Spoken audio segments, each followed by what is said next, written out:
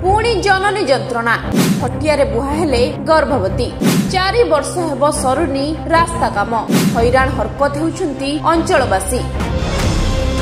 कादुआ पचपच रास्ता साधारण व्यक्ति चली चली जीवा कष्टकर किंतु एही रास्ता रे 6 किलोमीटर जने गर्भवती को खटिया बोही आंबुलांस निकट में पहुंचाइबा पड़ुछि। एभली दृश्य देखिबाकू मिलिछि कंधमाल जिला फिरिंगिया ब्लॉक दुर्गम अंचल सुमरबंध पंचायत रे मुरडी ग्रामर झिमी मल्लिक प्रसव जंत्रणा होइतिला। एही परिस्थिति रे नुआपदर बीजेपी मंडल सभापति देवेश्वर दीप, विधायक प्रतिनिधि प्रशांत कुमार कंप, समाजसेवी विनीत दिगाल, स्थानीय सरपंच प्रमुख झिमी घरे पहुंचवा परे ग्रामवासी सहायता रे खटिया रे भार करी तहिरे झिमी को बोही कादुआ पचपच रास्ता रे बोही आंबुलांस पाखरे पहुंचाइथिले। समस्त जनप्रतिनिधि रास्तार अवस्था देखि दुख प्रकाश करने सहित यथाशीघ्र रास्ता मरामती पई दाबी करिसेंती।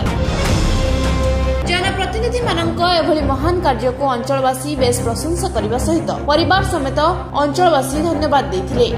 अन्यपटे सुमरबंध पंचायत 11 गोटी वार्ड 4000 ऊर्ध्व जनसाधारण एही रास्ता उपरे निर्भरशील। एही रास्ता विगत 2021-22 आर्थिक वर्ष निर्माण पई 4 कोटी ऊर्ध्व टंका मंजूर हेबा परे आरडी विभाग रास्ता तदारक कार्य निजे मुंडाइछंती। वर्ष बीती जाइतले सुद्धा रास्ता काम आगको आगे पारुनथबा अभियोग करिसेंती अंचलवासी। विभागीय अधिकारी, ठिकादार एवं दायित्व रे थिबा जंत्रीक अवहेला मनोभाव जोगु एही रास्ता 4 वर्ष हेब सरी पारुनथबा अभियोग करिसेंती जनप्रतिनिधि और अंचलवासी। आज को 4 वर्ष हैला ए रास्ता खोली की छाड़ी देचंती हमरो ठिकादार, जारी फल रे कि आमे नाइ नथिबार असुविधा हो जो पंको कादो सब बेले देखिले आपण माने जो भलिया आज एक अभावनीय घटना जो माने प्रसूति माँ को आमे खटिया रे निजे भोई की आनलु। एठू 15 किलोमीटर बाट हम आमे भोई की आनिकी आंबुलांस पाखरे पहुंचाइलु।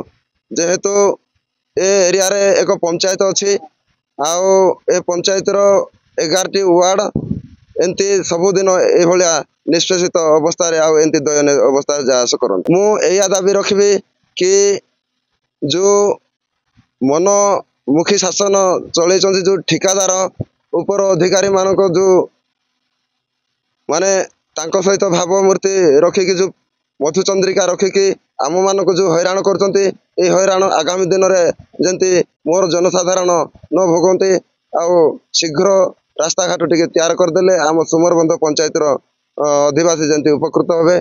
आसीदिलु जेहेतु रास्ता खराब अछि ता भी हमर गाड़ी भी किछि प्रॉब्लम अछि सेते हम जाई पारलु नै से घाटी ऊपर तो पेशेंट को खटियार बोई की नै की आसिले एठो हमें पेशेंट को धरिकी जाउछु मेडिकल 15 किलोमीटर खंडे हेजबो रास्ता खराब अछि इंडिया मेडिकल नेबो आज्ञा। एठी निजे सकाळो आस्तिली गोटे काम रे निजर व्यक्तिगत काम रे आस्तिली आ एक दयनीय अवस्था गोटे घटना एठी मु देखिबा को पाइली जोटा कि जणे माँ मोरुडी ठारू डमांगपदर देकी एठी की हमर जो रिबिलादा घाटी पर्यंत सी जो खटिया रे बोही की आनुथिले बहुत कम संख्या थिले मु बाध्य होई कि तांको साहाଯ୍ୟ हाथ बढ़ेली एवं मु मध्य तांको माने से माँ को माने खटिया रे बोहिवार सहयोग भी कली।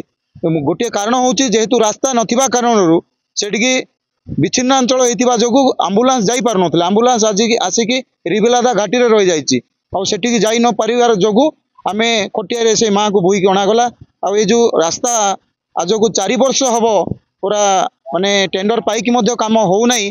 मो एतिकी दाबी करिवि जे ए युद्धकालीन भितरे तुरंत ए रास्ता कामटा को मेटलिंग काम करांतु जेमति कि किछि गाड़ी मोटर जाई परिबो। कंधमाल जिल्लारू मनोज कुमार साहू रिपोर्ट, विश्ववाणी लाइव।